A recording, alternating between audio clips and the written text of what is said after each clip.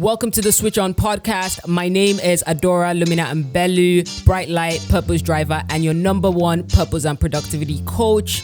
Each week, you will learn how to own your mind and body and make it work for you on your life's journey. I want to show you that while you may not always have control over external forces, you can create your own pathway to fulfilling your God-given mission. And it all starts with your mind. Hi guys, Adora here and welcome back to Switch On. I feel like we need to have a chant for Switch On. If you think about a chant, feel free to shoot me a message with an audio clip of your chant and I might just do it on here. I'm serious, for real. Today we're going to talk about like mentorship, okay? Every day on these social media streets, someone is asking a random person to mentor them and they're expecting to receive a response. And when they don't receive that response, they get upset. Okay, so today I'm going to be sharing a few things to consider before you approach a potential mentor. I'm also going to be sharing how to ask them to mentor you. But first of all, let's understand the role of a mentor, because I feel like a lot of times when we say mentor me, we're not really clear about that. So let's talk about the role of a mentor. Your mentor should help you identify your gifts and build up your strengths. They need to help you recognize your weaknesses, your blind spots, and help you navigate those. They need to help you with maybe your career, professional questions that you might have. They need to advocate for your success and help you become a better version of you. So these are all roles that mentors will typically take. Okay, so your mentor is not just that person that you admire and you're like, oh, I admire you, mentor me. No. That's not how it works. Okay, mentorship is something that can be very impactful if it's done right. Here are a few things to think about before you approach a potential mentor. Okay, so number one is make sure your core values align. Ask yourself what matters to this person, right? On what premise do they make decisions? What are their ethics? What drives their mission? Okay, you might not be 100% aligned with everything that they're about, but make sure that at least their core values align with your core values, okay?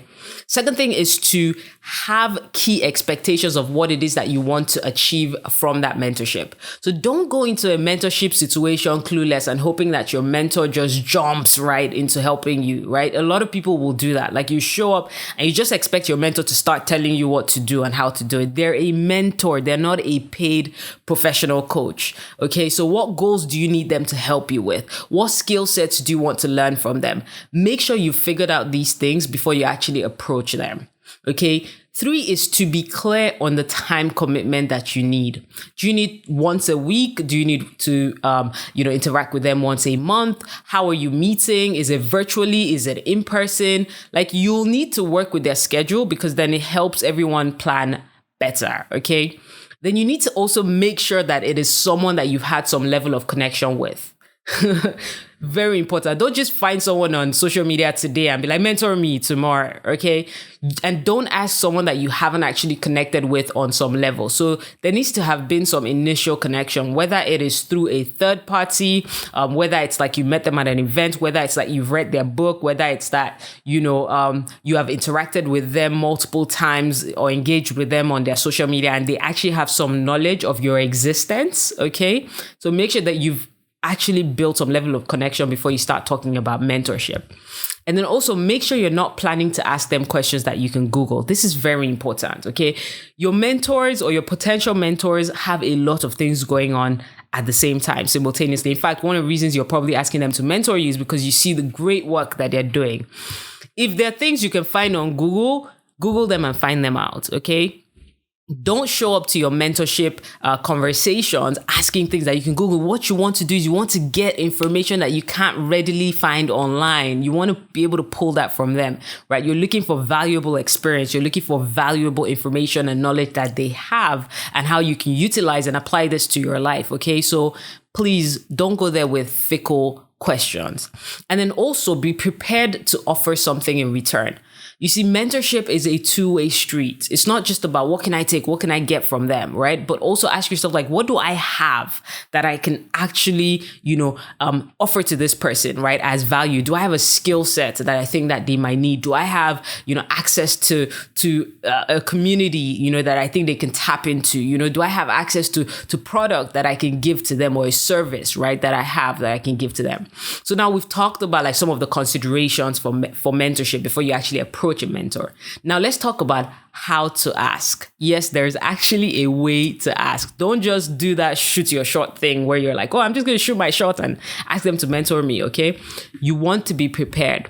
Now, the best way is to meet in person, right? To ask someone to play a mentorship role, right? But if you cannot meet in person at the start, send them an email letting them know that, I've enjoyed the conversation with you, and, you have something that I believe that can guide me or help me on this next level that I'm actually trying to get into. Be very clear about what it is that you want to learn from them. Be very clear about why it is that you chose them. So don't just be like, oh, I like you. It's like, why exactly did you choose this person to mentor you on this particular part of your life, or in this particular time as well of your life, right? Then number 2 is state how often you would like to meet and for how long. Because like I said, your mentor has a busy schedule, and it's much easier for them to plan and to schedule you in if they're very clear on when you'd like to meet, how long you would like to meet, and then they can sort of negotiate that time with you, okay?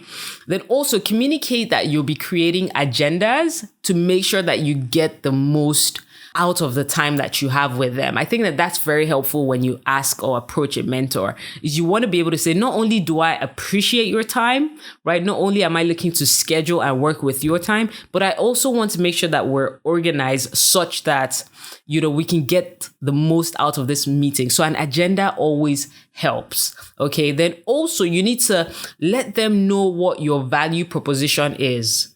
I mentioned before, you have to be offering something. So even when you ask, right, what are you actually willing to offer them for that period of time that they're going to be mentoring you? Put that in your ask, put that in whatever message that you're sharing, put that in the conversation that you're having with them. And then you want to end the conversation or the message in the case that you actually, I would prefer to meet in person, but in the case that, you have to email them, or this is going to be like virtual mentorship sessions, okay? You want to send them a message at the end that says you would like for them to consider this. So don't let them feel like they're obligated to do it. You want your mentor to choose you just as much as you're choosing them, okay? So thank them for making the commitment to even read your email. That amount of politeness will probably get you a longer way than almost making them feel like they're obligated, right? Or finding ways to, put in some pity party in there that makes them just feel like, oh man, I have to respond to this person. Because the energy that you bring into the mentorship is very important. You don't want someone to be mentoring you that really doesn't want to do it and is just doing it because they feel guilty. You want someone that is genuinely invested and interested in your your improvements, in your growth, okay?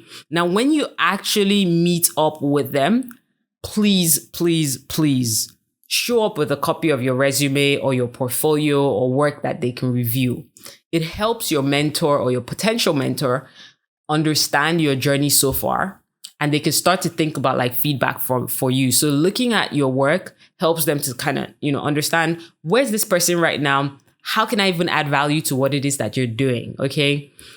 In summary, guys, gals, wanting someone to be your mentor is exciting, but how you do it will determine the quality of that mentorship relationship. Okay. How you do it is going to determine the quality of that mentorship relationship. So there's a way to do it, and please do it right.